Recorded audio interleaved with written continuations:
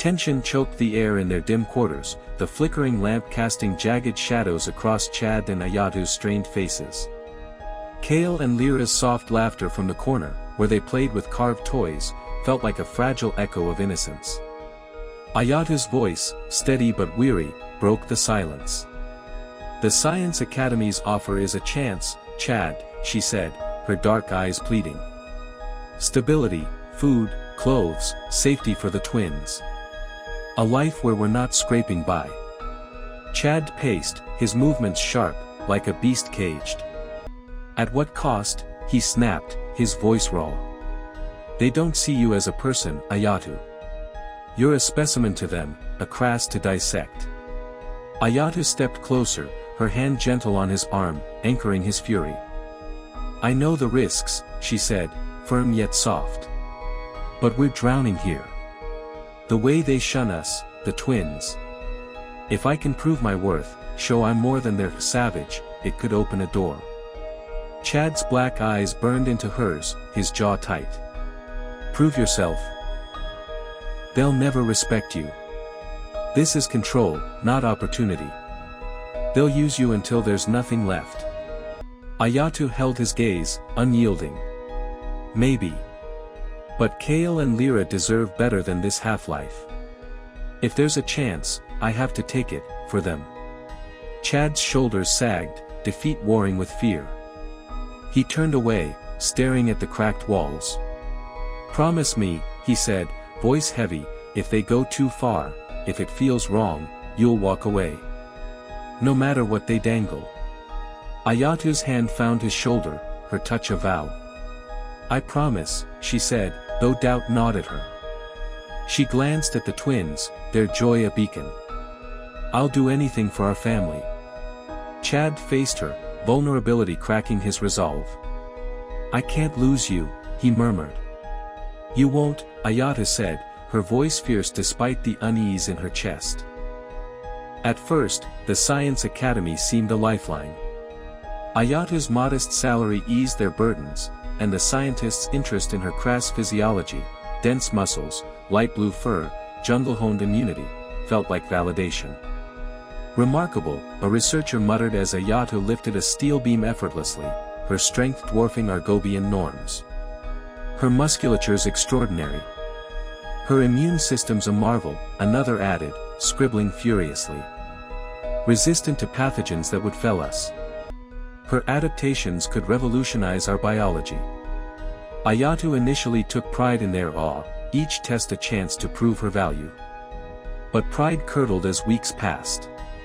The experiments grew invasive, probing not her strengths but her breaking points. One day, she lay strapped to a metal table, its cold surface biting her skin. Harsh lights glared, and alien machines hummed ominously. Dr. Zenar, the lead scientist, loomed nearby, his pale face a mask of detachment.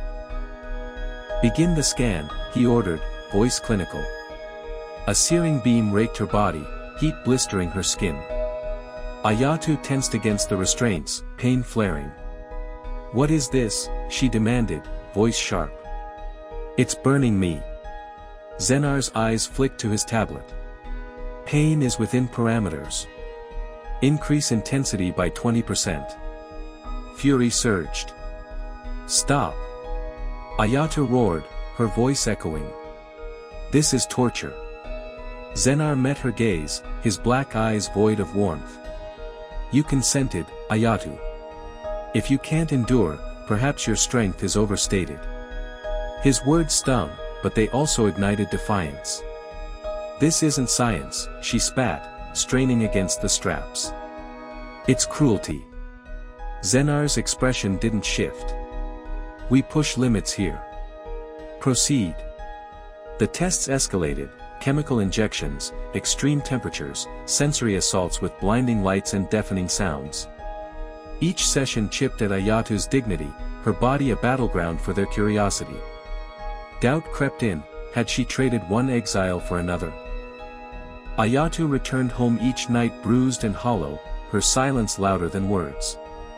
Chad saw the change, the slump of her shoulders, the haunted flicker in her eyes she tried to mask. "How was it?" he asked one evening, his voice soft but laced with dread.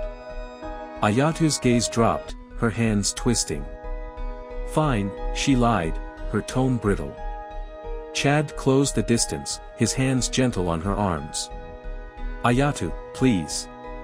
What are they doing? Her eyes met his, anger and despair spilling over.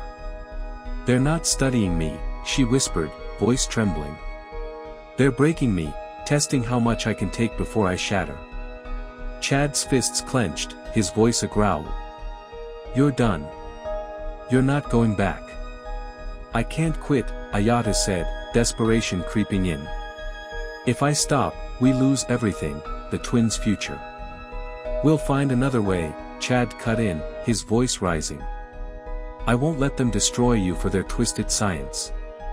Ayatu's hand pressed against his chest, her resolve steadying. I promise to protect our family. If this buys Kale and Lyra a chance, I'll bear it. Chad's heart cracked at her determination, her sacrifice a weight he couldn't lift. I can't lose you, he said, voice breaking. You won't, Ayatu replied, but the words felt fragile, a hope she clung to against the growing darkness.